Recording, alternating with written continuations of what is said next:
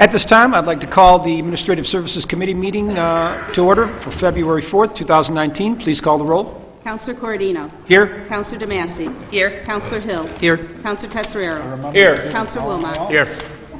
Is there any, I'd like a motion to approve the minutes of the January 22nd, 2019 committee meeting. Councilor Tezzerario, Councilor Wilmot. Councilor Corradino. Yes. Councilor DeMasi. Yes. Councilor Hill. Yes. Councilor Tetzerero. Yes. Councilor Wilmot. Yes. Is there any old business to attend to in this committee? Seeing none, moving right along under new business, authorization. Item number 1, Mayor William J. Barlow Jr. seeks favorable consideration by the Common Council to authorize payment in the sum of $15,000 to Oswego County Historical Society for improvements to the roof of the Richardson Bates House. Mr. Mayor? Thank you. This really goes back to an open house that the Richardson Bates House had, I can't remember, a month ago, Christmas time around. And while I stopped over for a tour and talked to some of the members of the Historical Society they're housed in the museum, and they maintain the museum and in the Richardson Bates Museum. So I started talking to them about the shape of the house itself and the museum and all the good work that they do, not just in the city of Oswego, but throughout Oswego County. And they had mentioned offhand that the roof needed some repair, and they were trying to generate enough funds to be able to do that repair without too hard of a negative impact on the overall operation through the county. So they provided a quote, and we just went back and got an updated quote. And talking with the city attorney, I mentioned to them that we would like to help out after talking to you, Councilor Corradino, Councilor Hill, Councilor Gozick kind of tested the waters, and we thought we'd like to help. So the attorney looked into a way to be able to make this option available that the city can actually help pay in full for the roof repairs. So we got the updated quote of $14,000 and some change. So I'm requesting a $15,000 contribution to the Oswego County Historical Society to be put towards the roof repair for the Richardson Bates House. And I would just say the reason for this is so important because they have, the County Historical Society, they have a lot of work to do outside of the Richardson Bates House, and they do a remarkable job with the limited resources they have. And I think the city and local government has an obligation to preserve perhaps, I would say, one of the most important historical assets and a unique asset here in the city. It's really my honor and probably the honor of all of us to be able to make this contribution and make sure that this landmark is around for a long time to come. All right, thank you. Any questions from the council for the mayor on this topic? Yes, Councilor Gozick. Yeah, no, just a comment. I'd just like to thank Mayor Barlow. I mean, I've been an advocate for Oswego history as long as I learned about it, to be honest with you, for over 25 years. I served on the board for the Historical Society, and it really is what great treasure the house. I mean, everyone who's obviously been here, I know board members here have relations that have been on the board, or excuse me, council members here have relations that have served on the board as well. And you know, it's near and dear to everybody's heart in Oswego, and it is truly unique considering the all the original furnishings that were left in the house. And I think that it's a testament again to Mayor Barlow here that he's willing to you know, be an enlightened leader for our city and take the opportunity to invest, because unfortunately over the last 20 years what we've seen at the federal, the state level, county level is the funds drying up for local historical and cultural heritage preservation. And so I just commend Mayor Barlow, and I support this 100%, and I'm hoping that the whole Common Council will get behind this as well. So that's all I wanted to say. I'm sure we got some historians out here that can give you some history, but several Oswego mayors were related to the Richardson Bates family, so I think this is a very appropriate measure to help to make sure that this is going to be here for generations to come. So thank you, Mayor Barlow. Thank you. Anybody else like to speak? Is there anybody in the public that'd like to comment on this?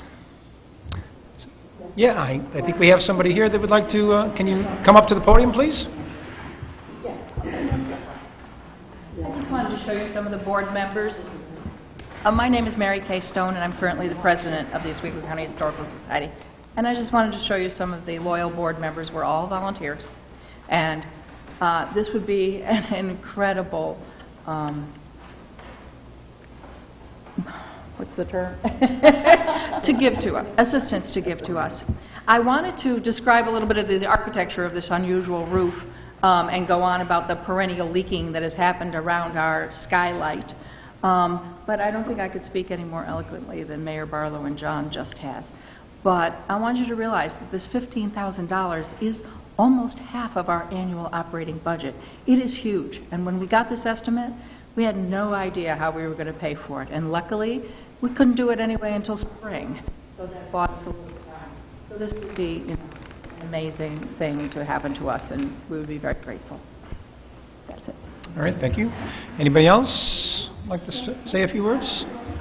If you've never been to the Richardson Bates house, you're more than welcome to come for a grand tour to see everything that you would agree is well worth saving. Thank you. Thank you. I see a comment here in the corner. Senator Ritchie contributed a lot of money to that library over there. I think she can get a grant up for you guys too, even if the 15 grand is being covered. You should go to her house and inquire to her, because she's been real good to this community, including 104. Could I speak a little bit just from here? We have any other plans, and we certainly will contact her. All right, thank you very much. Anybody else? Seeing none, can I have a motion, please? Councilor Hill, Councilor Tesorerio. Counselor Corradino. Yes. Counselor DeMassey. Yes. Counselor Hill. Yes. Counselor Tesorero. Yes. Counselor Wilmot. Yes. And we need a resolution? Need a resolution. The mayor will take care of that. Item number 2, Mayor William J. Barlow, Jr. requests permission to sign a memorandum of understanding with Oswego County Opportunities Incorporated for Oswego County Opportunities Incorporated Transitional Housing Program. Mr. Mayor? Thank you. I believe there's someone here from OCO to talk about their side of things a little more in depth, but essentially what this is just allowing the city and our Section 8 program to formally enter into a partnership with OCO and several other partners to explore some transitional housing program opportunities and to just formalize some of the VAWA, which is Violence Against Women Act. We actually adopted that, you'll probably remember, when we did our HUD housing reforms at the end of last year. We incorporated all of the VAWA language into our housing program, so it's really appropriate that we formally enter this partnership with OCO and include the VAWA language. So, but I'll introduce, if someone's here from OCO, I'll let them talk more about what their plans are by entering this.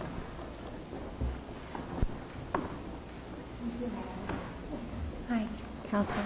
My name is Stacy France. I work for the local domestic and sexual violence program known as SAFE. We are part of Oswego County Opportunities. We're currently writing a proposal to continue funding through a federally funded OVW grant, and that is the Office on Violence Against Women. The current funding that we have in the community allows us to provide rental subsidies for women and children who are fleeing domestic violence. So our continued proposal would allow us to expand that project, increase services, access to services in the community, not only in Oswego, but throughout Oswego County. And we're asking that the city's rental assistance program join us in planning and assessing the needs of Oswego and offering additional opportunities to those we serve.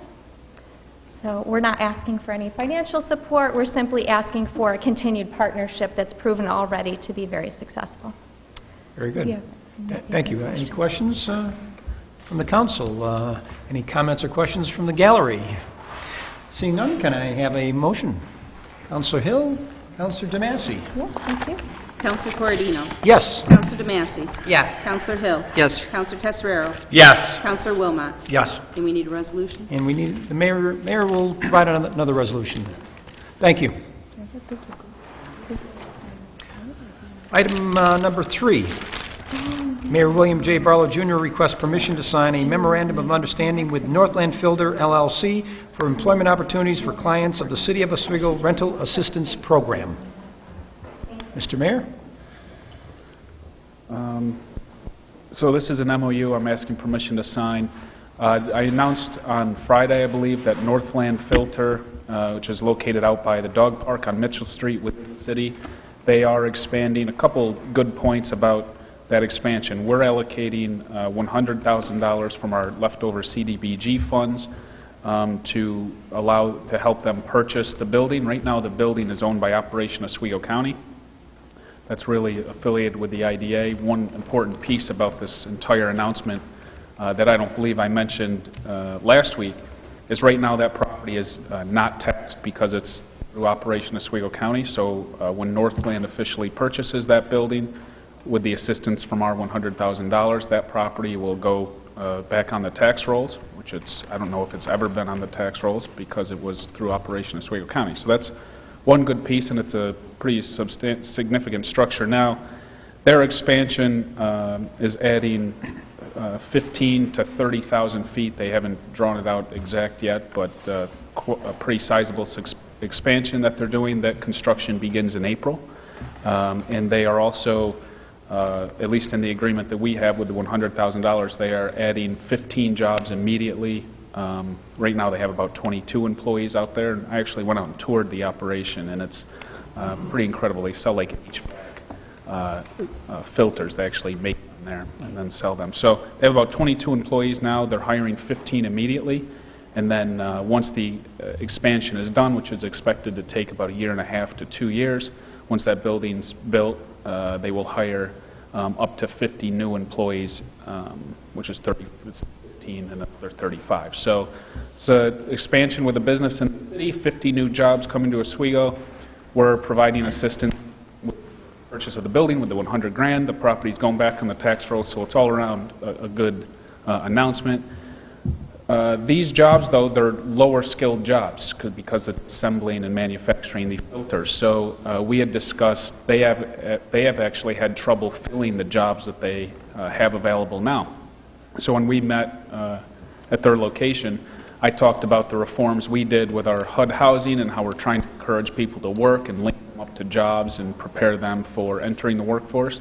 So I mentioned creating an MOU so that anybody who comes into our HUD office or is on the list or looking for employment and they are on our HUD office, we can provide them with the application for Northland right on site, and Northland will automatically give them consideration once they turn in that application. It's really more about providing a direct connection. Now, if somebody comes in and they're serious, they want to work, because if you work, you get placed higher on our priority rankings to get housing in the city. So if you're serious and want to work, we now have a direct, formalized partnership and agreement with Northland where we can get you in and get you an interview. So I think there's really no excuse at this point after we've done our reforms and making connections like this, trying to encourage people to work for on our program. So it's great. It's just a great announcement, and I'll add one more piece is that Northland is actually having a job fair for these 15 spots right away. That's in Fulton on Wednesday from 3 to 7 p.m. It's in the county building across from Mimi's, the Workforce Development Center. And we're currently in discussion about allowing them to have some space in the McRobey building for another job fair here in Oswego, so it's easier for people in Oswego to get to that job fair and try to get hired out there. So just looking for permission to execute this MOU. All right, thank you very much. Any comments from the council? Councilor Tesorio. I think this is exactly what we're trying to do. It's a great new development for the community. There's jobs. I mean, you know, our kids possibly want to stay here, or even our older seniors, which they may find themselves into this because they're in between retirement. And you know, this is a wonderful program, and I commend the mayor for doing what he's done. This is what the momentum is doing in the city of Oswego, and I can't say that, you know, I can't say enough about it. This is great. Thank you very much, Mayor. Thank you, Councilor. Anybody else on the councils? Yes, Councilor Gozick. Yeah, excuse me. I just wanted to piggyback on what Councilor Tesorio was saying. You know, it actually really adds teeth and substance to what Mayor Barlow's been talking about for years. There's giving a hand up rather than a hand out. and, trying to break this cycle of poverty and abuse of our, resources that are there for people that truly need them. So again, as Ron said, I think it really does show this council and this administration is dedicated to giving people the opportunity to lift themselves up and pull themselves up by their own bootstraps. So I really appreciate it too. Thank you, Mayor Barlow. All right, any other councilors? Anybody in the public like to comment on this or have a question? Seeing none, can I have a motion, please? Councilor Hill, Councilor DeMassey. Councilor Corradino. Yes. Councilor DeMassey. Yes. Councilor Hill. Yes. Councilor Tesoriero. Yes. Councilor Wilmot. Yes. And we need a resolution. And then we need a resolution. The Mayor will be happy to do that one. Item number 5, Randall B. Griffin, Fire Chief, is requesting permission to transfer funds within the Fire Department in the amount of $14,300 to fund new uniform allowance bank as required by the 2017-2022 fire contract.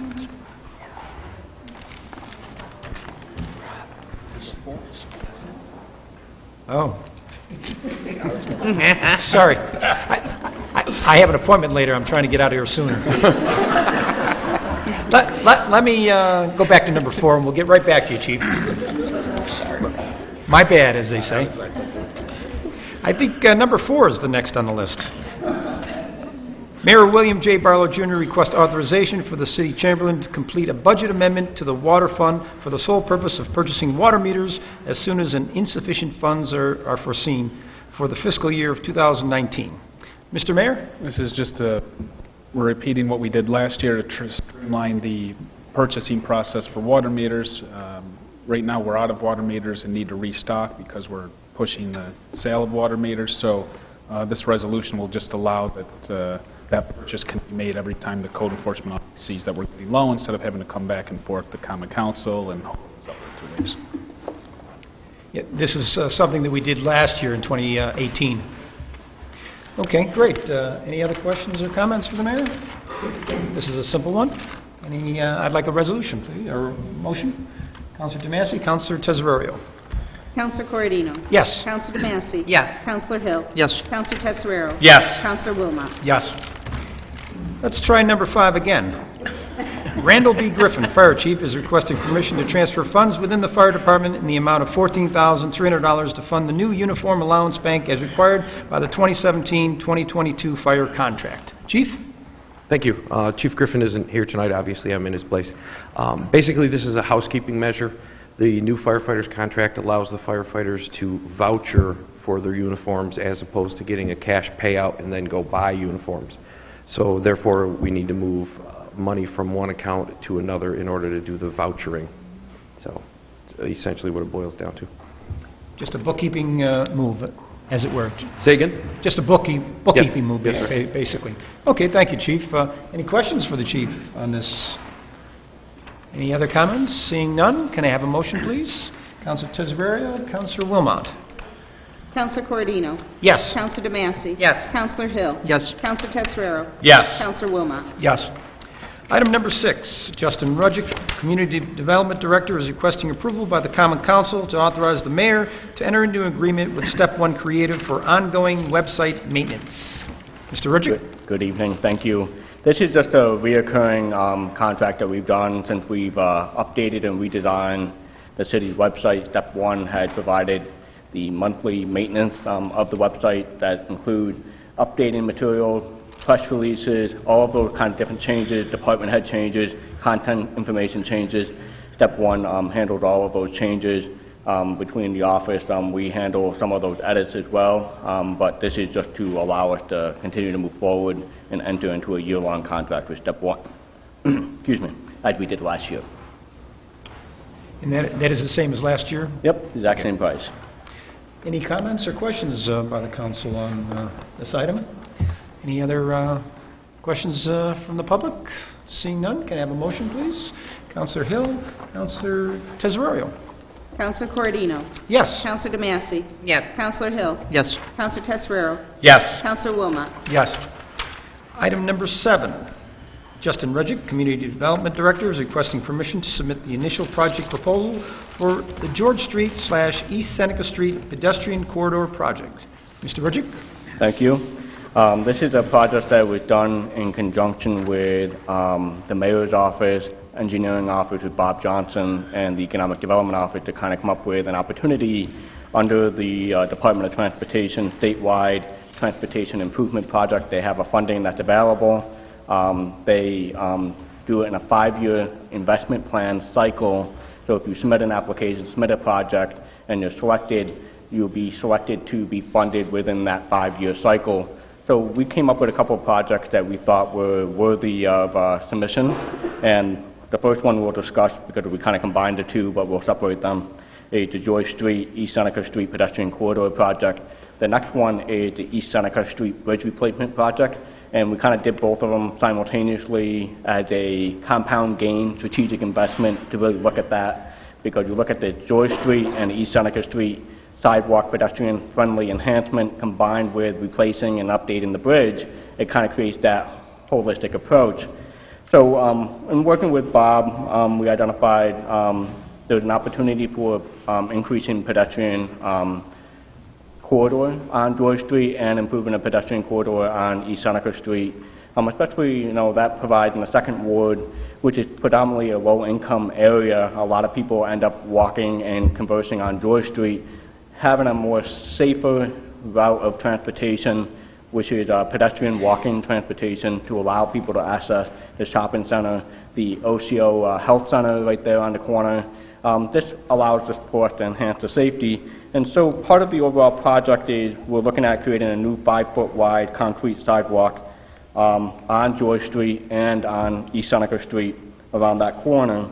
And this grant is an 80-20% match, so 80% is the grant and 20% is the required match. So the overall project cost for this specific project is estimated at $1.265 million. So of the 20% match that's required will be roughly $253,000. One interesting note with the match that we have is there is a potential opportunity with the match with the existing Marshall Fund that we have. We could use that to as part of our match for the 20%. So realistically, we may have an opportunity to, instead of investing 20%, only invest in 5% because we would have a 15% match that we would get through that funding opportunity. But right now, I would be conservative to budget for the 20%. So part of this overall project is to have approval for my office to submit the application, and the mayor and myself to be authorized to not only submit the application but sign all documents necessary for the administration of the application, as well as to authorize funding commitment towards that project, because that's one of the things that has happened previously with grant applications. Why our office has been successful is we show that the city is willing to invest in that by having the resolution say the city is going to commit to the overall project cost, knowing that they'll get 80% of that funding reimbursed when we're required for the 20% match. All right, very good. Any questions? Yes, Councilor Tesoraro. This will allow the people that need to go to the county medical center access off the side of the road, correct? Yep. Okay, that's very important, because that's a dangerous area, and I'm glad to see this is going through, because you see that every day. Yep. You see that every day. Thank you. Councilor DeMasi? That's all I was going to say. I fully support this. It's definitely been needed for a long time. Seneca Street is very traveled with the nuclear plants. It's really dangerous when you're trying to go on a walk out that way. All right, very good. And I must say, your track record is pretty good when it comes to grant applications, so I hope you do well on this one as well. Yes? It's mediocre, but that's okay. I can also say from being at that location and spending many, many, many hours a week there, that this would be an excellent help for us as well, including the volunteers at the animal shelter. It's very scary to walk dogs down that road and in that area, and we would very much appreciate the pedestrians being considered. Well, you got a vote of confidence from the Animal Control Department. I love it. And the dog population of Oswego. Well, there's nothing more to say, I guess. Anybody else? Seeing none, can I have a motion? Councilor DeMasi, Councilor Tesoraro. Councilor Corradino. Yes. Councilor DeMasi. Yes. Councilor Hill. Yes. Councilor Tesoraro. Yes. Councilor Wilmot. Yes. And we need a resolution? Yes, Mr. Rudrick will take care of that. Item number 8, Justin Rudzik, Community Development Director, is requesting permission to submit the initial project proposal for East Seneca Street Bridge Replacement Project. This sounds pretty familiar. Yep. It does, so I'll spare you the previous narrative and just get into the project detail. So, Bob Johnson's been after me for a while now to look at replacing the East Seneca Street Bridge. We had put in a different application for funding through the Bridge New York program to replace that bridge.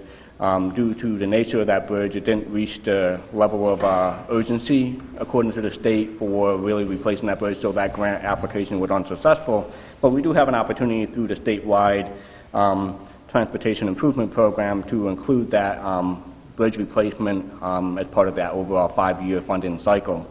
So part of that cost, and looking at everything, we estimate the total project cost to be a little over $3.5 million to replace that bridge. And again, it's an 80-20% matching component. So the local match would be roughly $704,000 towards that overall project.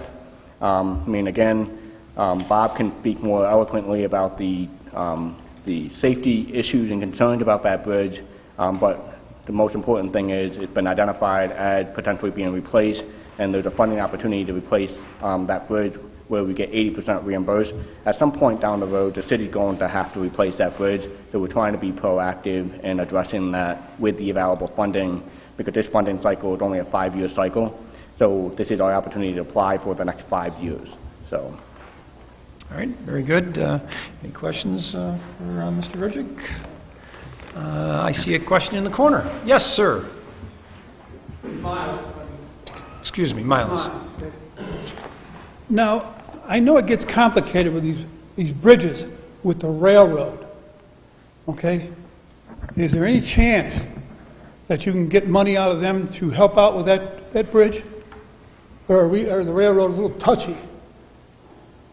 I would say probably a little touchy. There's a funding opportunity through DOT, and we'll just stay with one agency, and we'll go from there. I'm just trying to help, okay, Justin? No, I appreciate it. Thank you. Thank you, Mr. Becker. Any other comments? Oh, Councilor Tesorerio. Mr. Johnson, could you speak on the behalf of the condition of the bridge as it stands right now?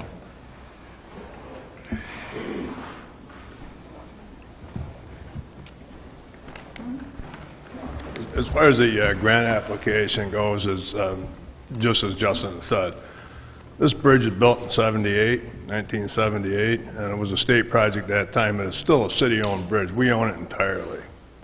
It's a precast concrete beam structure, and when you drive over it, you can see cracks, longitudinal cracks in the pavement, and that's indicative that the tenonings are rotted and the beams are separating. So they start to float, and that's why the cracks are reflected right up through. So the type of structure that it is doesn't really lend itself well to inspection services, because the steel is embedded in the concrete. So the only time you get to see the steel is when it spalls and drops off. So the Bridge Street Bridge was a very similar bridge, and it was dated about the same. So when they looked at doing the deck over, they quickly realized that we need to take the beams out too, and they put a whole brand new bridge structure up. The piers are good, a little bit of work on the abutments, but it's shot. The bridge, you know, if the bridge lasts another 10 years, it'll be closed. Oh, don't print that. There's your head.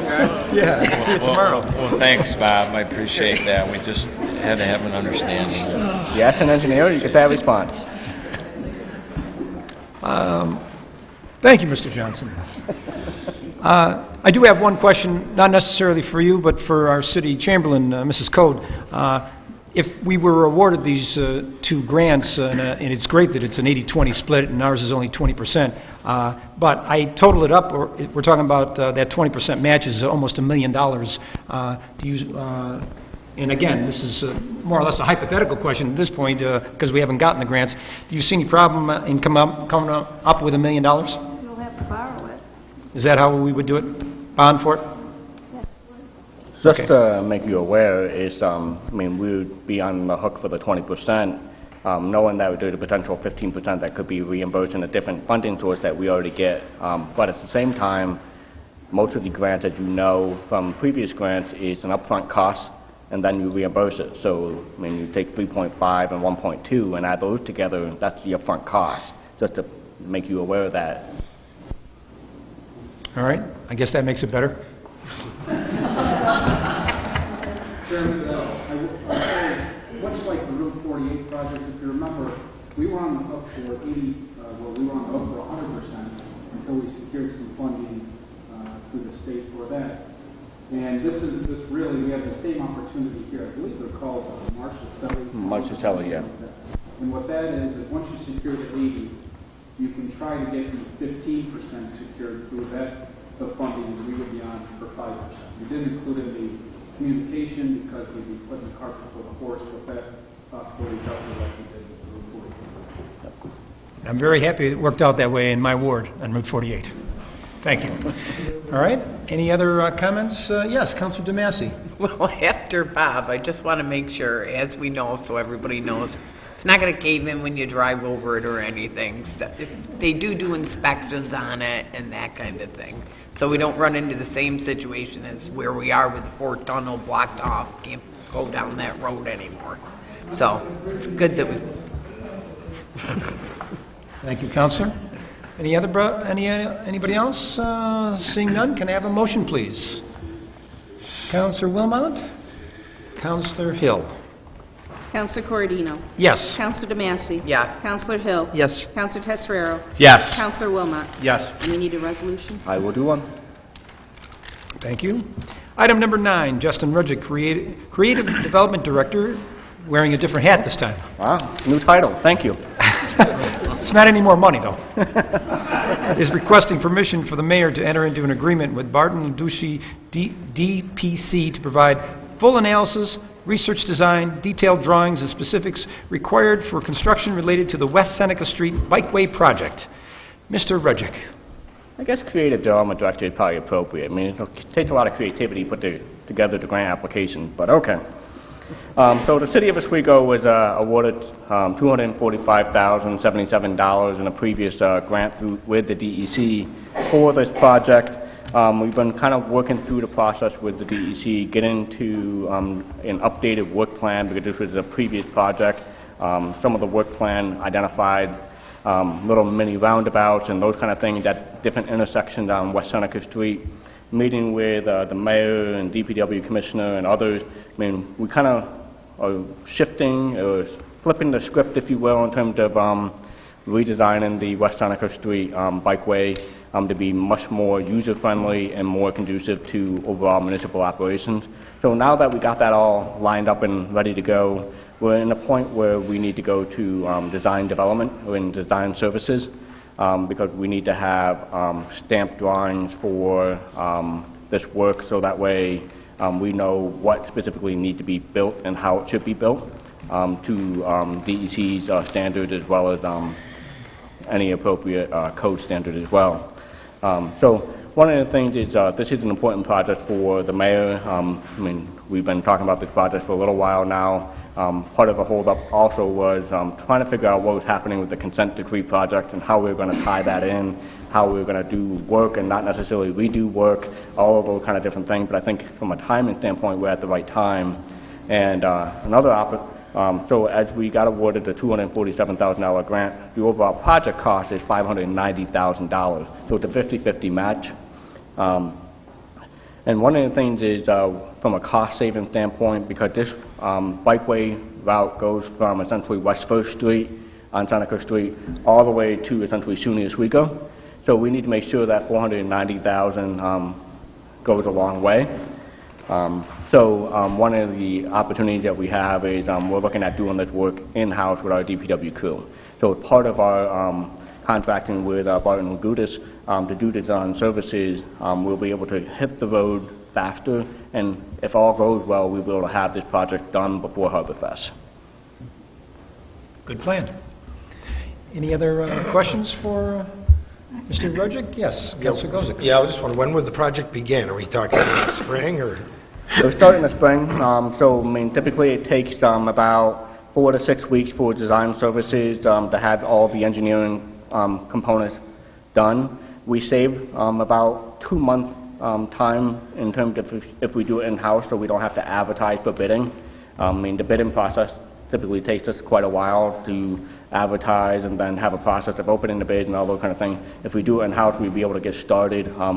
I would say probably closer to somewhere around late April to early May, and it's really not a labor-intensive project. I mean, I say that, and I'm not a DPW guy, so I apologize, but it's really looking at new curbs, bump outs, sidewalks, and landscaping.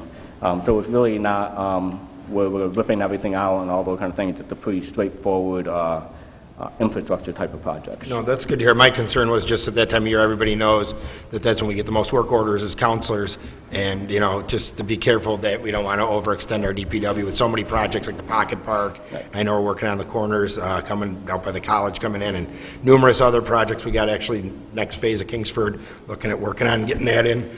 So I just wanted to make sure it wasn't going to be, but you're saying it's not super labor intensive, so it wouldn't tie up like a But it's not disproportionate not amount of necessarily workers. put new sidewalks all the way down the entire strip. It's really the sidewalks that focusing where the bump outs are going to be, where we're going to try to have traffic calming measures, and also, there's also striping in terms of the sharrows, in terms of showing that there's a bike lane designated, so that's going to be kind of striped out. I mean, in terms of, I don't want the council to think that we're going to be paving and putting new sidewalks all the way down Seneca Street. So I think it's a great project. It's one more thing that, one more piece of the puzzle that's helping Oswego become, more pedestrian friendly. Obviously, it promotes like people coming to town when they can walk from the city to the college and see how beautiful it is out there, or bike, excuse me. Those sorts of things appeal to a lot of people, and I think it makes the quality of life a lot higher in Oswego. So I appreciate you sharing that it isn't too labor intensive, because that's my concern, is just like, I think that our residents in our wards, sometimes when we get too many projects going, it can have a detrimental effect on them, and with the taxes they're paying, even though we've cut the taxes and we're cutting the water and sewer rates, the reality is, they need to come first. So that's good to know that it won't be too labor intensive. I mean, in fairness to the Tom Kell, PW Commissioner, I mean, we haven't necessarily decided that we're going to do the work in-house. We want to get to the design services stage so we can actually see and measure and look at what would be required for his staffing to do this type of project. But that option is definitely on the table. Again, from a timeline standpoint, that is one of the mayor's projects that he wants to see accomplished. So if we do it in-house, we're able to do it quicker, but at the same time, we are going to open ourselves up to the opportunity that we can bid it out if necessary, because maybe there's other things that we need to do. So there could be a little bit of both, but I just wanted to let you know there was that opportunity. Thank you. All right, thank you. Any other comments? Seeing none, can I have a motion, please? Councilor DeMassey, Councilor Tesorerio. Councilor Corradino. Yes. Councilor DeMassey. Yes. Councilor Hill. Yes. Councilor Tesorero. Yes. Councilor Wilmot. Yes. And we need a resolution. Mr. Rudzik will do that. All right, back to the Community Development Director here. Justin Rudzik, Community Development Director, is requesting authorization for the mayor to enter into an agreement with Mezek, Cohen, Wilson, Baker Architects, LLP, for professional architectural and engineering design services related to the repair/restoration of Oswego City Hall and elevator tower. Mr. Rudzik. Thank you. As you remember, we received and was awarded a $500,000 grant towards the preservation and restoration of the City Hall project. So the City Hall project is divided into two scopes. One is the original building that we're in right now, and then the elevator service tower, which is a new addition, which is not historic. That's a separate scope that was not covered under the grant. But both of those scopes were identified in all of our feasibility analysis as being critically important to address. So I will talk about that. So I'll start with the City Hall preservation aspect. So we contracted with the firm that was just mentioned, Mezek, Cohen, Wilson, and Baker Architects, to do the analysis of City Hall and what it would look like and how much it was going to cost. We did that several years ago, and we had them come back and do an update. And so as part of our overall process is we wanted to reach out to them again under professional services, just because they're already familiar with the building, if they could take the schematic or the initial concept of the work that they propose to do and bring it to design services, so that way we can actually have a construction bid document to go out to bid, and a contractor would bid and start the work. The City Hall preservation component is actually $1.5 million. So as part of that, $500,000 of the Parks grant would go to reimburse towards that $1.5 million cost. And you're looking at new roofing, replacing all the, repointing the bricks, fixing the bricks, and adding new gutters and fixing the cornices of really focusing on the shell of the building to make sure that the exterior structure is sound. The second scope of that project is the elevator service tower, and that's estimated to be about $770,000 to fix. And I think it's kind of unique because I look at it and I'm like, I can clearly see the damage to City Hall and et cetera, but I think the elevator service tower is one of the things that kept the project manager for this architectural firm up at night. He was very worried about it in terms of the tower starting to show crumbling and erosion from the elements and those kind of things. So, I mean, it's going to be a cost that we're going to have to take on at some point for the city. And for economies of scale, I thought it made sense to lump the two scopes together. So when we do the document, we're going to keep everything internally separate. We have the grant piece and then we have the city piece. But when you go to bid it out from a construction standpoint, hopefully we'll be able to get economies of scale from a GC that would be mobilized and do both scopes of work together at the same time. Because if we do them separately at a different time frame, that $770,000 estimate for just the service tower would probably be $1.1 or $1.2 million because they would have to come back again. So the total project from design services standpoint for the City Hall preservation is estimated to be, well, actually I received a quote for $115,000. And then the service elevator component is $55,000. So, I mean, so you add the two together, that would be the cost that we need to be able to move forward with the engineering and architectural services to get all of the details and all the drawings together to be able to prepare a bid package to allow this project to go out to bid. All right, thank you. Any questions? Councilor Tesorario. This question for Mr. Johnson.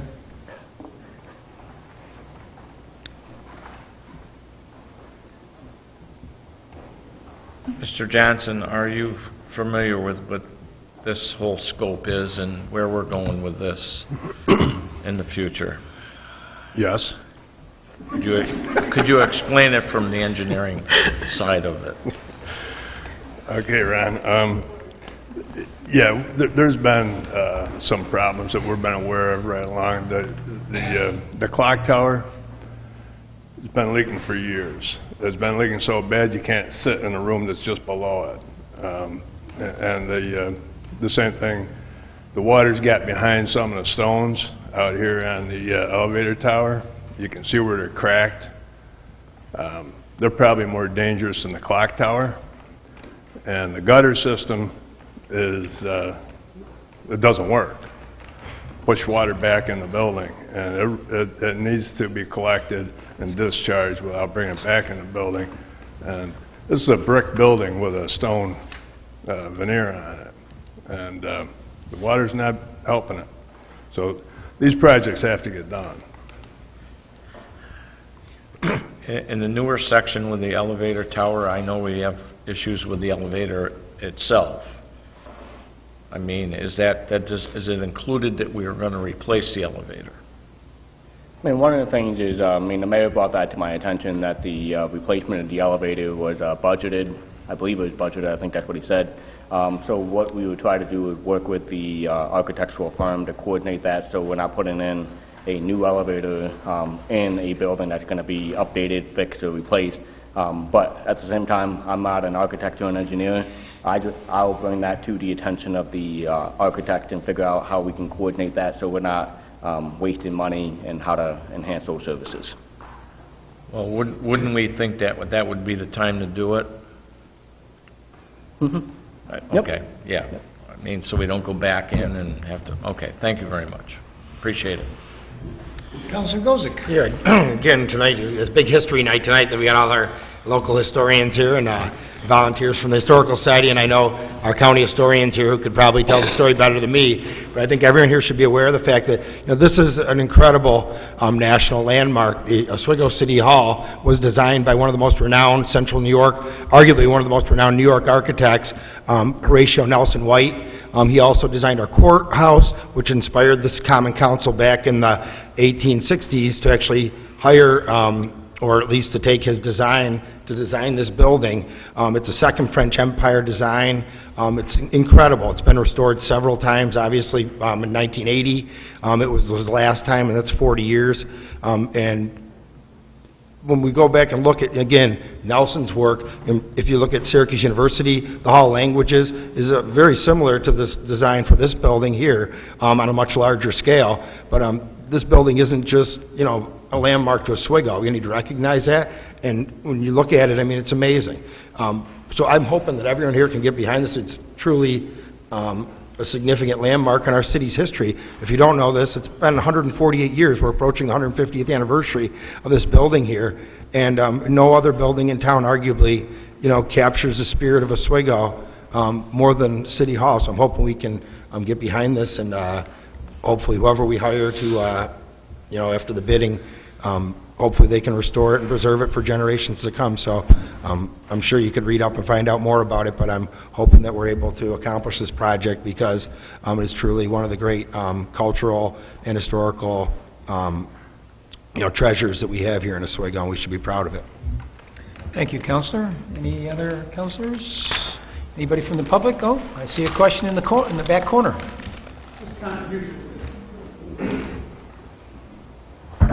1980 New Rick Construction. I don't know if you've ever heard of it. I'm sure you have, and you too, Roddy. They did a wonderful job here. They shortchanged the city. Shenanigans everywhere, okay? So I hope you find a decent contractor to repair this city hall. The only thing I got a question about is, you know, this floor especially leaks energy just about in every crack here, okay? I know we got to go by that plaque that's out there on the building, but is there any way that we can lower the ceilings here in this floor? Like, you don't, who likes the lights anyway? They're 200 years old. But just below the lights, you know, and save on the heat. I know, see, I knew I was going to stir the pot over there. No problem? Nope, thank you, okay. You're impeccable, Justin, you're impeccable. Thank you. I see somebody else would like to say something.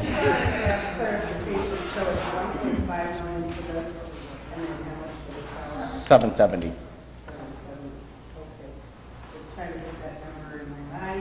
I just want to point out that this building is 140 years old and has the right to have a few wrinkles. Absolutely it's not, and it's in just as crappy as not worse shape. So. You heat your house the same way that you heat here? It's hot here. Okay. Thank you for your comments. Do we have anybody else that would like to comment on this particular topic? Seeing none, can I have a motion, please? Councilor DeMasi, Councilor Hill. Councilor Corradino. Yes. Councilor DeMasi. Yes. Councilor Hill. Yes. Councilor Tesserero. Yes. Councilor Wilmot. Yes. Need a resolution. And Mr. Roderick will do the duty there. Let me see. Item number 11 is up on the agenda.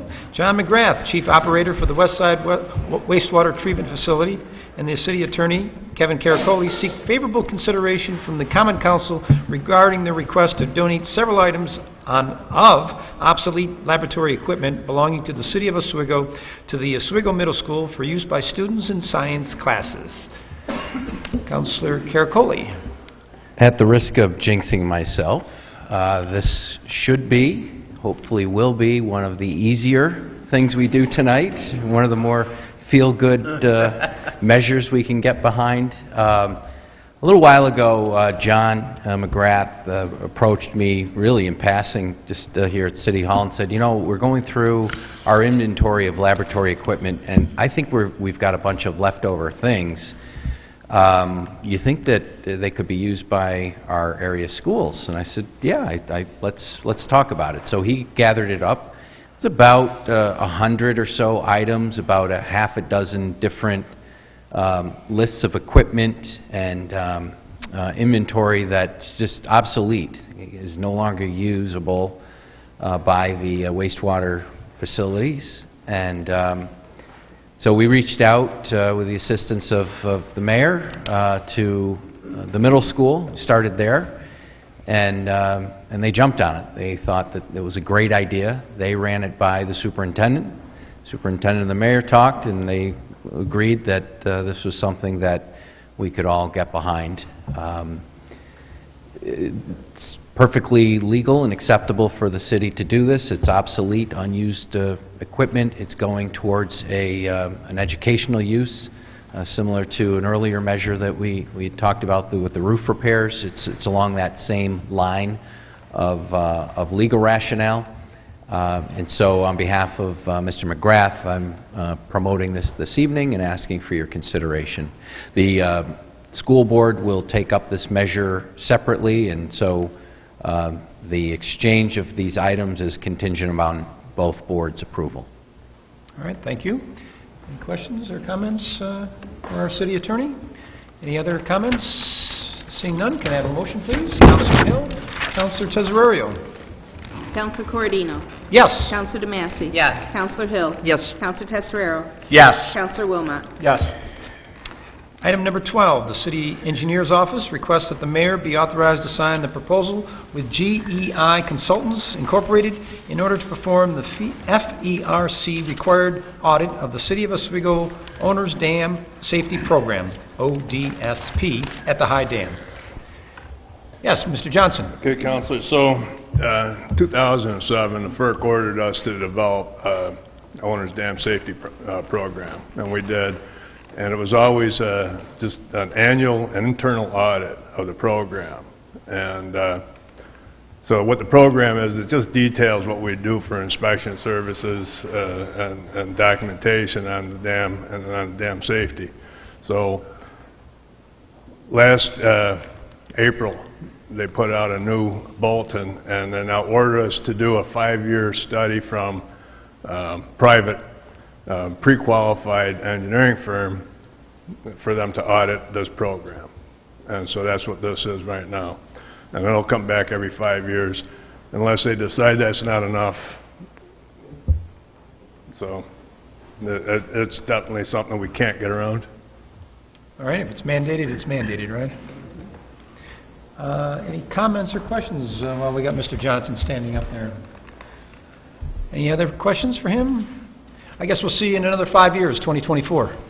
I'll be here, right? Can I have a motion, please?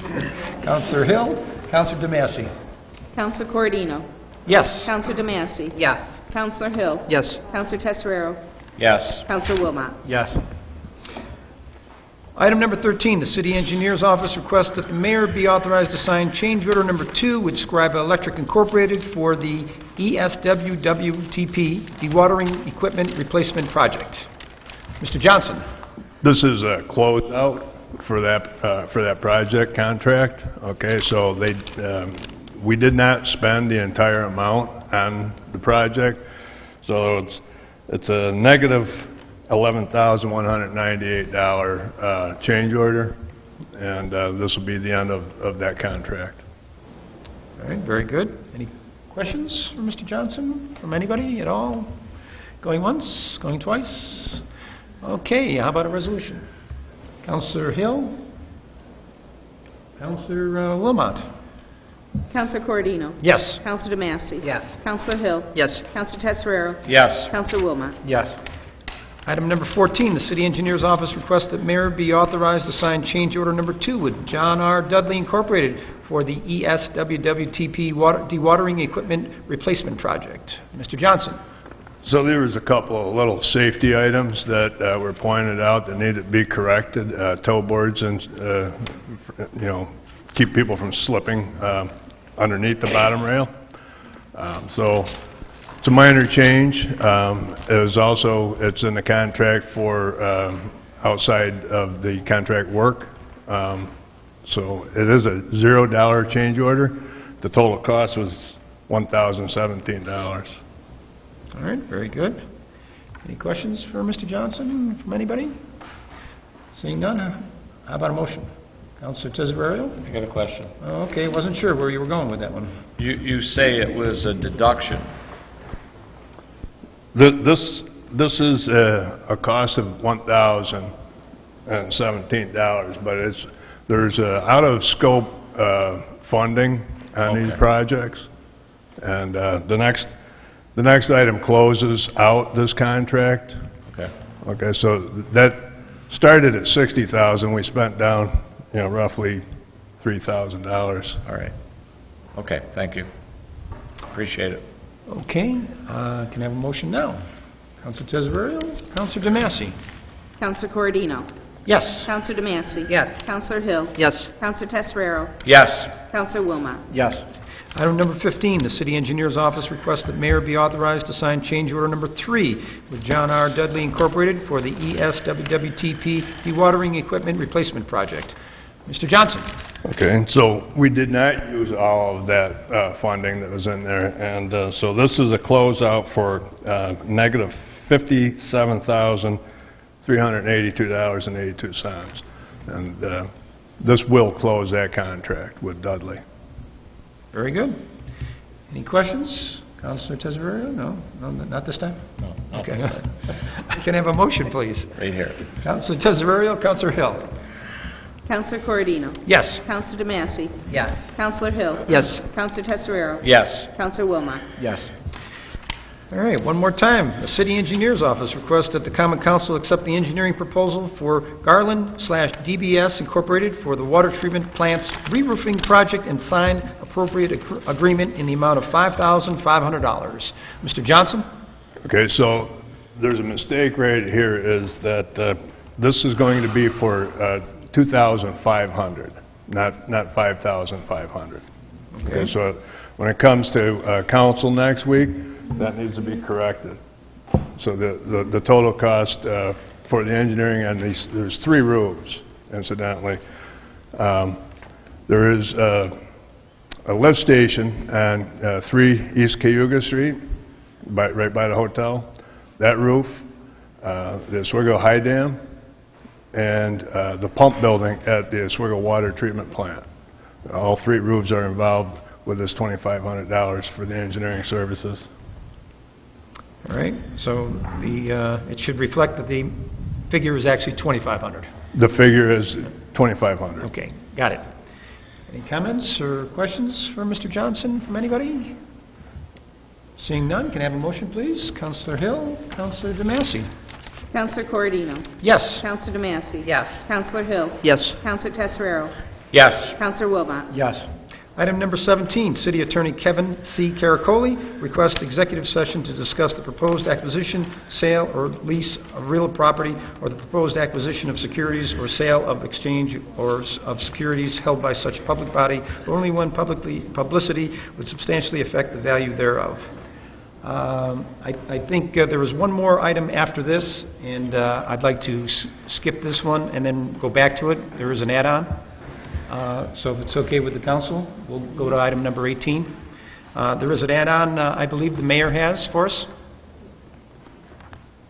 So, sorry, I meant to put this on the agenda, but it actually got updated anyway. So, I was approached by Carolyn Barlow, who's here, no relation to me that I know of, but they're holding a historical event on the lighthouse she's part of the children's board. So they'd like to hold a historical event regarding the lighthouse, and they approached us for a sponsorship, which I think is a fine idea.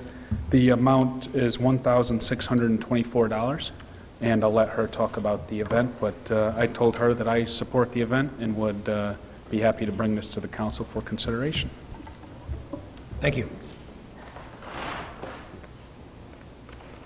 I'd like to introduce my co-chair who will speak about, give you an overview of the project, and then I will add on to that.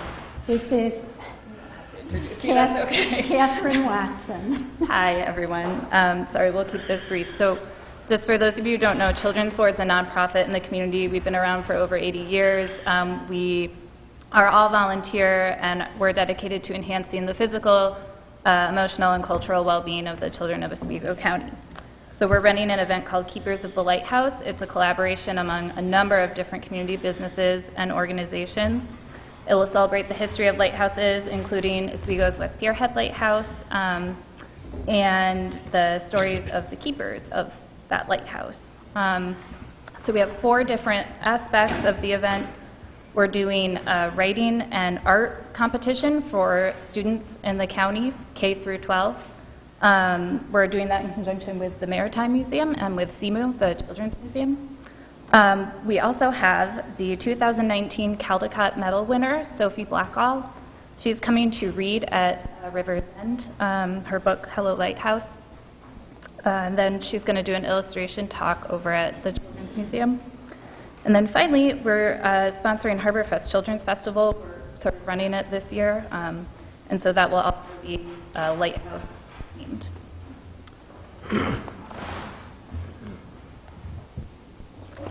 I'm not related to the mayor, but I certainly have lived in Oswego a lot longer than he has. And in living in Oswego, I lived on West Bridge Street, right across from a Friendly Ice Cream. That's where I grew up. And one of the things I loved was hearing the foghorn from the lighthouse. And I always remembered that as a child. But what I didn't know until this point in my life was the history, not just of the lighthouses. I never knew that there were actually 4 lighthouses here before the West Pierhead got here. I never knew anything about the keepers of the lighthouse and never thought about what it was like to be the keeper of a lighthouse. And then I discovered this book, Hello Lighthouse, which traces the life of a lighthouse keeper until the time that it was what became automated. So that sparked my interest, and I started doing research. And then I found this wonderful book, Lighthouses and Life Saving at Oswego. And it's written by Ted Panoyatov and Michael Pittavino. How do you say that? Panoyatov. And Michael Pittavino is the curator of the Maritime Museum. And so I invited Mercedes here because they've just been so helpful. What we're requesting, this morning I met with the Coast Guard station because we want to celebrate the whole Oswego Harbor Lake water, the lighthouses, the lighthouse keepers, the contributions that the Oswego Coast Guard have made. So we are asking you to be a part of this. We're requesting funding for 3 18 by 36 panels that will be used for educational and advertising purposes. The first panel is being designed by a high school art student under the direction of his art teacher. It will show the image of a lighthouse keeper, and it will have all the names engraved of the keepers of the West Pierhead Lighthouse. The second panel will honor the history of the Oswego Coast Guard as it was related to the lighthouse and its keepers. The third panel will have all the logos of all the community organizations, including your logo, involved in the project. These panels will be transported to all the schools before July. This event takes place July 23rd. That is the Tuesday of HarborFest. So the schools will have an opportunity to get them, spark imaginations, get the children drawing and writing stories about lighthouse keepers. Also, you will see them in many of the businesses within the community that are involved. So I think the panels are an integral part of the project. I went to Mitchell Speedway Press and I got 2 quotes. The first one is the 3 signs of high quality, I think it's called D-Bond, and that would be for $962.12. Or we could go with a lesser, a PVC, and for 3 signs that would be $662.12. We're asking if you could help us with financing this project. Thank you. Any questions? Any questions at this point? Yes. There's a question here. I just said one. I was just wondering with the historical pad. I think it's great what you're doing. Obviously, you can tell tonight's a history night. A lot of items have to do with history, so spare the. I know it's been a long night, but I just wanted to ask: do you already have designs for the panels already made up? No. Okay. No, I just spoke with Mitchell Printing this week and got the estimates for it. And that was for all 3, the 962 for the higher quality panel? Yes, but that's for the high quality metal. And those would be really nice because we're going to be transporting them so often, and they wouldn't break or, wear and tear on them. Yeah. We're hoping to have them outside at Harborfest as well. Yes, they'll be displayed out at Harborfest in front of that big tent at Brightbeck where we will be hosting arts and craft activities for all ages.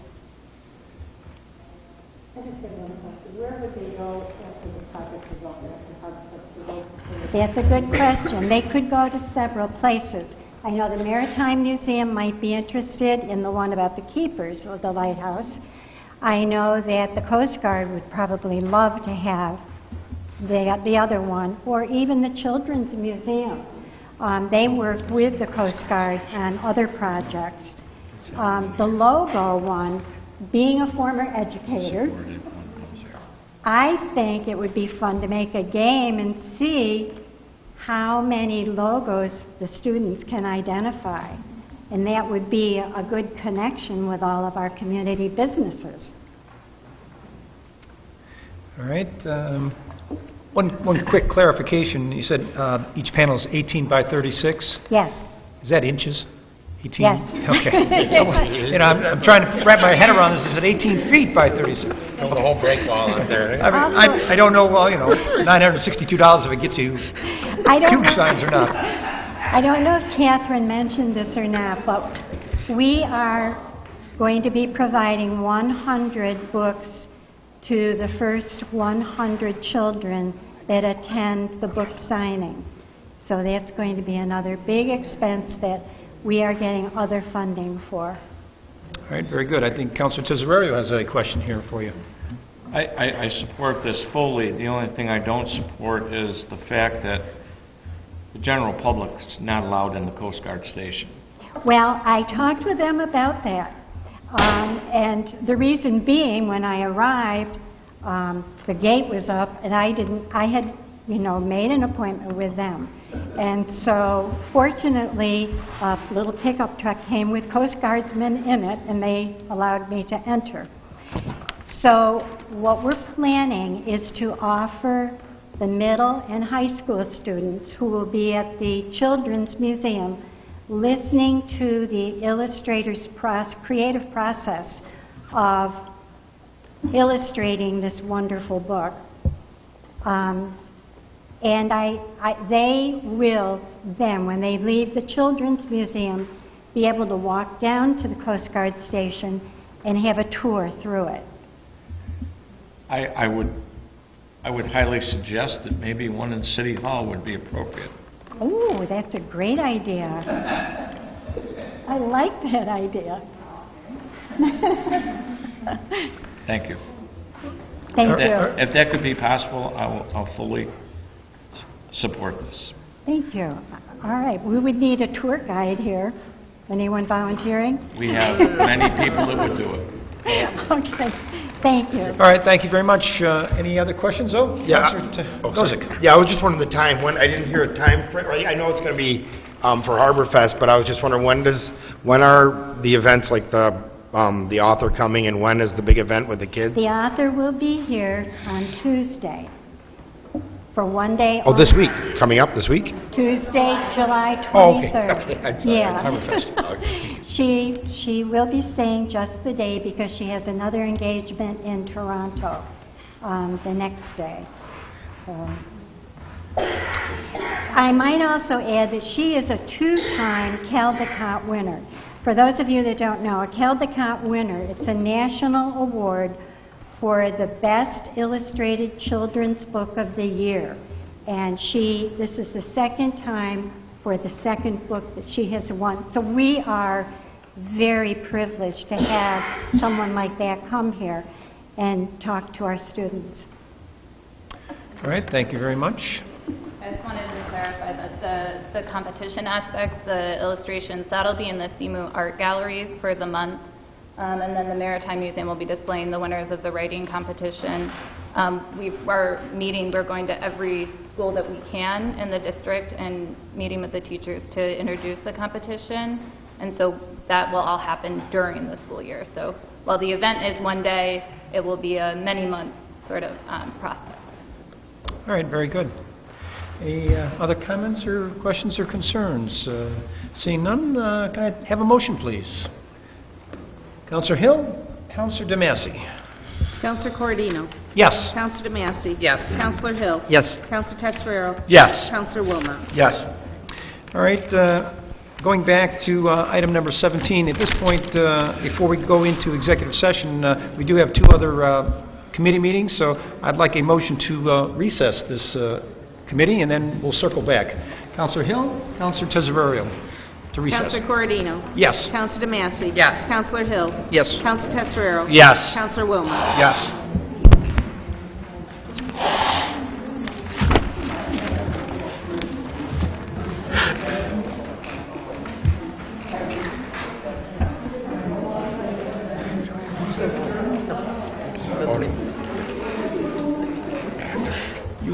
You weren't listening. At this time, I'd like to call the Physical Services Committee meeting for February 4th, 2019 to order. Please call the roll. Counselor Hill. Here. Counselor Wilmot. Here. Counselor DeMassey. Here. Counselor Gozick. Here. Could I please have a motion to approve the minutes of the January 22nd, 2019 meeting? Counselor Wilmot, Counselor DeMassey. Counselor Hill. Yes. Counselor Wilmot. Yes. Counselor DeMassey. Yes. Counselor Gozick. Yes. Is there any old business to come before this committee? Seeing none, we'll move on to new business under communication. Item number 1, the Special Events Committee, through the Office of Economic Development, received a request from the Arts Association regarding hosting an event in Leota Park for a summer art and craft show to be held Sunday, July 7th, 2019, between 9 a.m. and 5 p.m. Mr. Rudzik? Thank you. I received a request from the Arts Association. They were interested in doing an event that coincided with the city's Independence Day Parade. They felt with the attendance from the parade, they would be able to showcase the local artists, and so they were requesting the use of public space at Leota Park. I mean, I think it's kind of interesting because we don't really identify that park as a public space, and I think it's underutilized, and I think this is an opportunity to bring more attention to Leota Park. It's a pretty interesting and cool asset. They are requesting the use of the public space as well as DPW to provide 2 garbage cans. They will take care of the trash. So the event is on Sunday, July 7th. They're requesting the hours between 9 a.m. and 5 p.m. Yeah, I agree with Mr. Rudzik. That would be great to showcase that asset and make people aware that that is available for use. So it would be a good start. Do we have someone else who'd like to speak? Good evening. I'm Ann Gates. I'm representing the Art Association. And we had hoped to have that in the tunnel, that area right there, so that people would be aware that that's there, and that's a historic area as well. And it would be a good showcase for the art. Great. Thank you. Great. Are there any questions or comments from the council? Okay. Seeing none, could I have a motion, please? Councilor Gozick, Councilor DeMassey. Counselor Hill. Yes. Counselor Wilmot. Yes. Counselor DeMassey. Yes. Counselor Gozick. Yes. Thank you.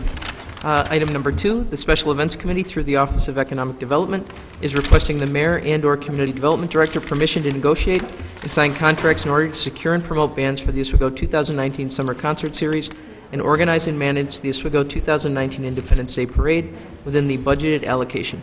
Mr. Rudzik? Thank you.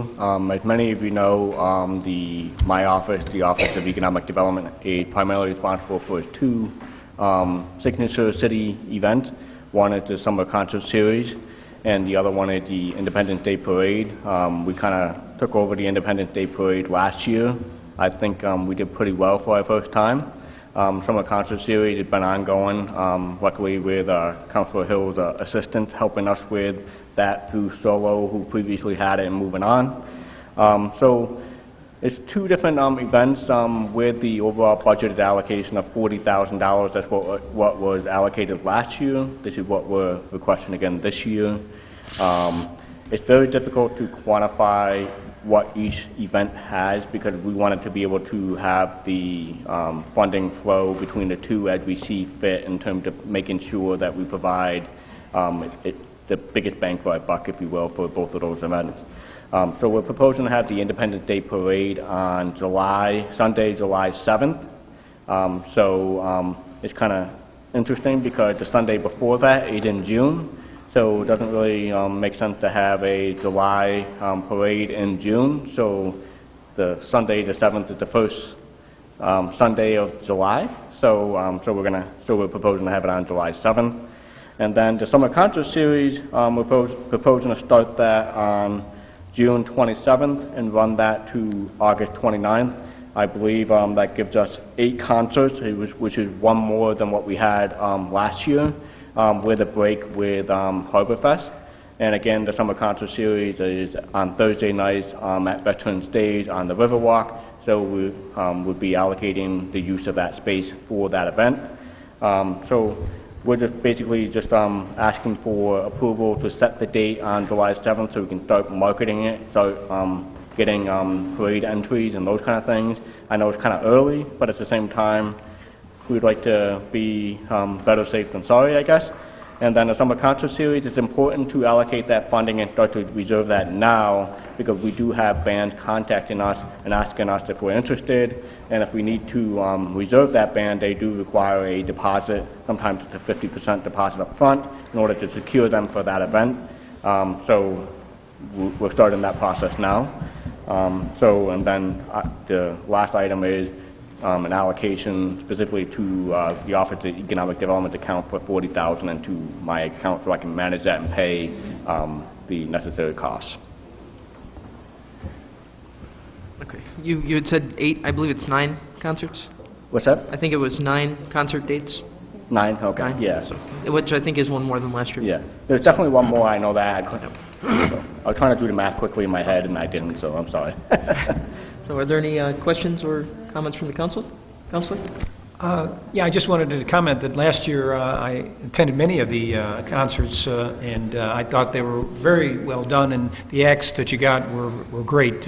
So I know there's many people in the city of Oswego who's been attending these concerts and enjoying them. And I think it's a great idea and a great program, and I'd like to see it continue and get some continue to have the type of music that you have been to draw those crowds. Let's hope for good weather on Thursdays. Thank you. Thank you. Any other comments? No, I just wanted to piggyback on what Councilor Cordino's saying here. I mean, it's become a signature event, you know, along with our big band concerts, jazz concerts on Wednesday nights in the summertime, especially taking advantage of 1 more Thursday night because the farmers market's been a long-standing, popular event in Oswego. Hopefully we have good weather all summer, but it really has. A lot of times, even just I go kayaking and I can hear it on the river, or I'm on the other side. Even if you aren't there, it fills the whole heart of the the main corridor of Oswego, the waterfront, and the river. It brings it alive, and I mean I think that's really important because more and more people hear about it. It's going to bring more people in, and for the residents here in Oswego, it gives them an opportunity to come down to the water and have entertainment. And one of the ways their tax money's at work here by giving stuff back to people, and it makes Oswego a more vital place, and I think it helps our downtown a lot too. So hopefully, with our pocket park coming in, there'll be more music venues and more excitement on the waterfront this year. So I support it 100%. Thank you. And the other thing that we're going to add is we're going to use the same company for the fireworks that we used last year, which is also the same firework company that we used for the Christmas tree lighting. And I thought they did a remarkable job. There was a slight hiccup with the fireworks last year, so they promised us a better event this year for the same cost. So we'll see how that happens, but I'm looking forward to it. Excellent. Thank you. Could I please have a motion? Councilor Gozick, Councilor DeMassey. Counselor Hill. Yes. Counselor Wilmot. Yes. Counselor DeMassey. Yes. Counselor Gozick. Yes. Is there any other business to come before this committee? Seeing none, I'll take a motion to adjourn. Councilor Wilmot. Councilor Gozick. Counselor Hill. Yes. Counselor Wilmot. Yes. Counselor DeMassey. Yes. Counselor Gozick. Yes. At this time, I'd like to have the Planning and Development Committee meeting February 4th, 2009 open. Can I have a roll call, please? Counselor Tesoriero. Here. Counselor Corradino. Here. Counselor McBrady. Excused. Can I get a motion to approve the minutes of the January 22nd, 2019 committee meeting? Councilor Corradino, Councilor Tesoriero. Counselor Tesoriero. Yes. Counselor Corradino. Yes. Is there any old business to come before this committee? I see none. We'll go right to communication. The City Clerk's Office has received a request from Brad Payne, Director of Sales for Country Max stores, to lower the minimum amount of chicks sold from the current number of 25. Is there anybody here to speak on that? Mr. Payne from Country Max is actually here to speak, and then I'll say something after he Okay. speaks. Thank you. You can go right up to the, even closer. Hello. Hi. I wrote an email, memo, I guess, a couple weeks ago. I should have printed that out and had it in front of me to kind of read off of. But New York State requires a minimum of 6 chicks purchased, which is one of the highest. It is the highest threshold in the country. So, as Country Max, we sell chicks. We sell chick feed. We would like to request to be able to sell just 6 chicks to customers who are looking to purchase poultry in the city of Oswego. Which is brought up does not necessarily mean that they are raising them in the city of Oswego. I can understand the 25 concern there. But I would say the vast majority of people who would purchase those chicks would be outside of the city. And that's what we're looking for. Thank you. Thank you. I'm not opposed to this. I think that the law originally was because people were buying them in much smaller quantities and keeping them as pets and keeping them in the house, and it was an issue. The original law went into place many, many years ago.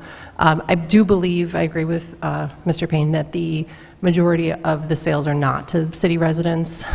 We get very few chicken complaints, maybe one a year. Yeah, it's funny, but yes, it's true. Very few. The main complaint that we tend to get about them is regarding roosters. We actually have several people in the city that have little hobby farms with a few chickens that they lay eggs for them, and really we don't receive any complaints about them. So, and quite frankly, I believe that if somebody in the city of Oswego wants chickens, they're going to get them elsewhere. They could just drive right down the road to Fulton and purchase them there, because our city code does support the ownership of chickens in the city. Thank you. I would also just add that we sell the vast majority, 99% of the chicks sold in our stores are female, so not roosters. Not many people want a rooster, so it's not necessarily a concern for the vast majority of people. Which I would understand why. Very few people are looking to raise their own chicks and have a rooster, fertilize the eggs. So. Thank you very much. Thank you. Any other questions? Through the chair, I don't have anything to add to this Counselor? particular debate, but just a point of order. Because this is a committee it's constituted with 3 members and 1 is absent, you're good tonight. But any vote in the affirmative must be unanimous now by, both of the committee members present. So if it's a split, the measure fails. Okay. Thank you, Councilman. Any other questions? Can I get a motion? Oh, yeah. Approve. Councilman Cordino. Councilman Tesorario. Can I call the roll? Councilor Tesorario. Yes. Councilor Corradino. Yes. And we need a resolution. City Attorney. City Attorney. Okay, number 2. Tress.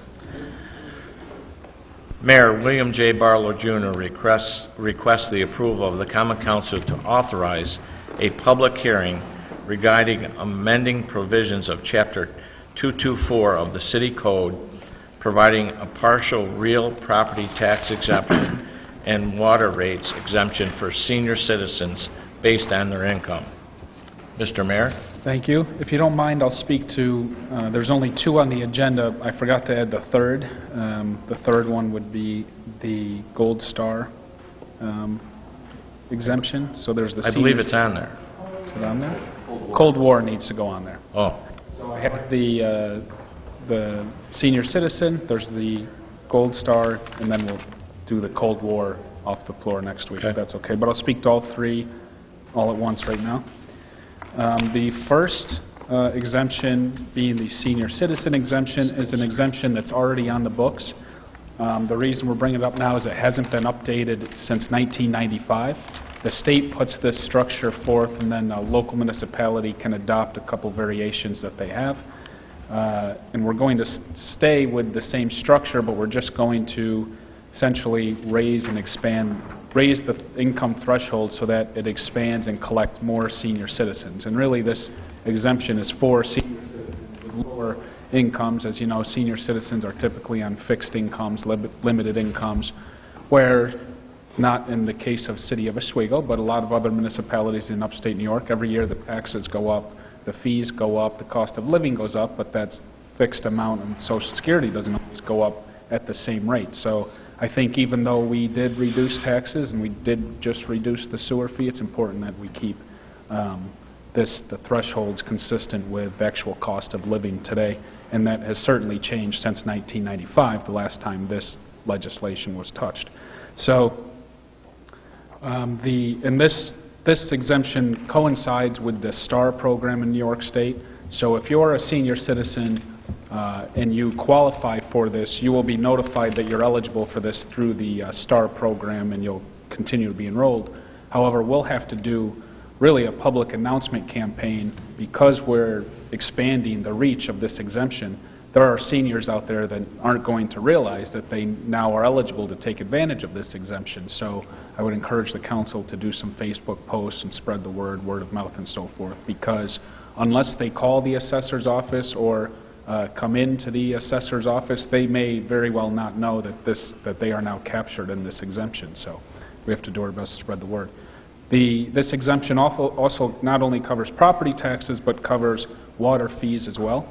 And we are editing both structures. So I'll go through what it is currently because of the 1995 legislation, and then talk about the proposal. I'll go through that. Currently, right now, it's if you make $17,500 or less, you get the most exempt from your property taxes at 50%. And then it goes per $1,000, another 5% comes off of the exemption. So $17,500 or less, you're 50% exempt. If you make $17,500 to $18,500, you're 45% exempt. $18,501 to $19,500, you're 40% exempt, and it goes down with that same structure down to 10%, which is $24,101 to $25,000. If you make that amount, you're at 10%. What we'd like to do is change it. My proposal raises the minimum from $17,500 or less to $22,500 or less, and then you qualify for the 50%. So that changes. If you're in that last bracket, that bracket now becomes $22,500 or less to get the 50%, where before it was $17,500 or less, and then it would start working its way down. So it goes $22,500 or less, 50%, $22,500 to $23,500, 45%, $23,500 to $24,500, 40%, and it goes down per $1,000, another 5%, until you get to the biggest threshold, which is now, it was $24,000, $25,000, you had 10%. Now it's $29,500 to $30,500, you get 10%. So you can see where not only are you capturing more senior citizens because of the incomes, but also if they make less, now they are getting a bigger exemption. So just for instance, if you were a senior making $21,400 right now, you get 30%. Now if you're making $21,400, you're actually getting 50%. So it changes through every line of the exemption. That's the property tax. Water fee is different because, believe it or not, right now the water exemption goes to 75% using similar thresholds. For consistency purposes, we're going to take it from 50% to 10%, but because the incomes, because that range is bigger, we're capturing more, and because the exemptions, the thresholds are now in a bigger category through the exemptions, they'll still be getting a break even though we limited it from 75% to 50%. So again, I would encourage councilors to spread the word.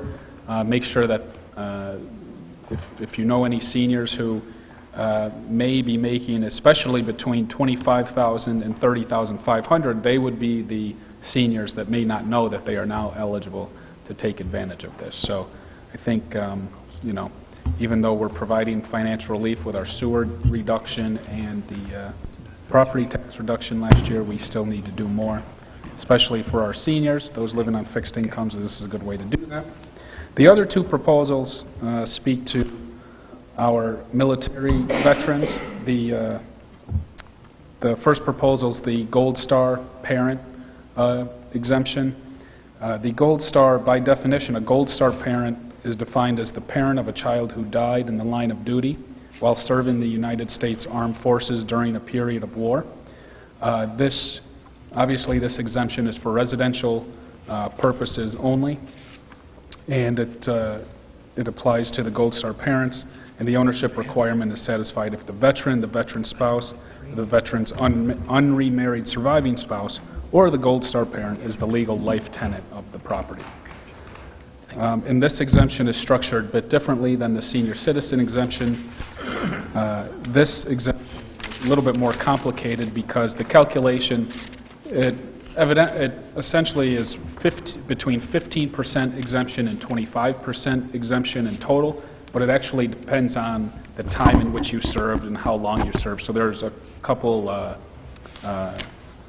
things that play into exactly how much you get exempt, but it's usually anywhere between 15 and 25%.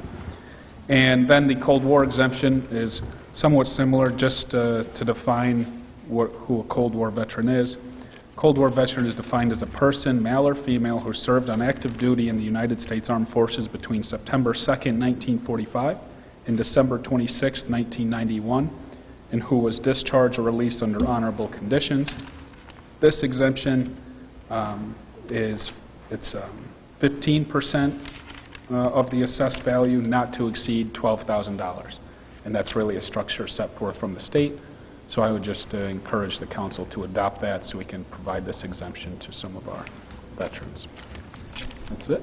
Mayor, is that a separate item from item 3, or is that adjoined with? Nope. What I'll do is I forgot to leave that one off, so there should be a number 4, and that should be the Cold War. And I'll bring that off the floor Monday. Okay. Thank you. And what you're doing tonight, of course, is just authorizing the public hearings. Okay. Do I have a motion? Oh, I'm sorry. Mr. Cordino, or Councilor Cordino.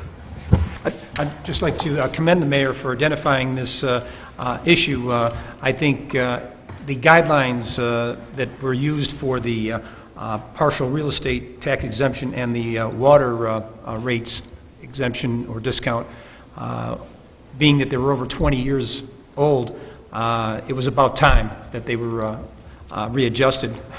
I mean, people from 1996 to the year 2019, as we know, inflation has hit everybody. So I applaud you for identifying this issue and trying to correct it. It's long overdue. Thank you. Mr. Chair. Counselor, yes, please. Just one point of clarification. The mayor's actually brought number 4 off the floor tonight. We'll provide the text of that local law to you on Monday. So that, and again, this would be for purposes of establishing a public hearing that would take place 2 weeks from now. But the text will actually be virtually identical to what the county has already adopted. So now that Oswego City residents will have both a county tax exemption component and a city tax exemption for the Cold War, should they qualify. Question, Counselor. Under item 3, which I haven't read yet, is that going to require a public hearing also? Yeah, yes. So 2, 3, and 4 are going to require public hearing. Yeah, and so if you recall from the zoning discussions a couple weeks ago, next, or the 26th is going to be a busy evening. You'll have 4 public hearings. So. Okay, so I'm going to make a recommendation that I'll read number 3. Number 4, I don't have much information to read from that, but Mayor William J. Barlow seeks approval of the Common Council in amending provisions of Chapter 224 of the City Code, alternate veterans exception, and also number 4 being the Cold War exception. Can we vote on all 3 of those to go to public hearing at once, or do we have to do it separate? Well, I would recommend doing them separately for record-keeping purposes. Okay. But you're right, number 4 in that case would be to authorize a public hearing regarding, it will likely be amendments related to Chapter 224 of the City Code in relation to a Cold War exemption. Okay. So, I'm going to ask, do I have a motion to take communication number 2 to authorize a public hearing for approval of the Common Council to amend provisions of Chapter 224 of the City Code, providing a partial real property tax exemption and water rates exemptions for senior citizens. Councilor Cordino, Councilor Tesorero. Councilor Tesorero? Yes. Councilor Corradino? Yes. Number 3, Mayor William J. Barlow Jr. seeks the approval of the Common Council in amending provisions of Chapter 224 of the City Code, alternate veterans exception. Do I have a vote to bring that to public hearing? Make a motion. Councilor Cordino, Councilor Tesorero. Councilor Tesorero? Yes. Councilor Corradino? Yes. Item number 4, William J. Barlow Jr. seeks approval of the Common Council amending provisions of Chapter 224 of the City Code, Cold War exemption. Can I get a motion? Councilor Cordino, Councilor Tesorero. Councilor Tesorero? Yes. Councilor Corradino? Yes. Is there any other business to come before this committee? I see none. Can I get a motion for adjournment? Councilor Cordino, Councilor Tesorero. Councilor Tesorero? Yes. Councilor Corradino? Yes. At this time, I'd like to reopen and come out of recess for the Administrative Services Committee meeting. Can I have a motion? Councilor Hill, Councilor DeMassey. Councilor Corradino? Yes. Councilor DeMassey? Yes. Councilor Hill? Yes. Councilor Tesorero? Yes. Councilor Wilmot? Yes. And at this point, I'd like to make a motion to go into executive session to discuss item number 17. Councilor Hill, Councilor Tesorero.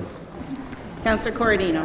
Yes. Councilor DeMassey? Yes. Councilor Hill? Yes. Councilor Tesorero? Yes. Councilor Wilmot? Yes.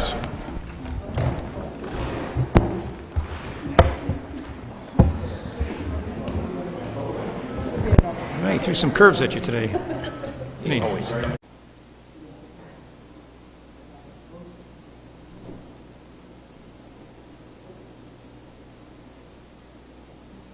point, I'd like a show of hands to come out of the executive session. Unanimous. All right. Is there any other business to discuss?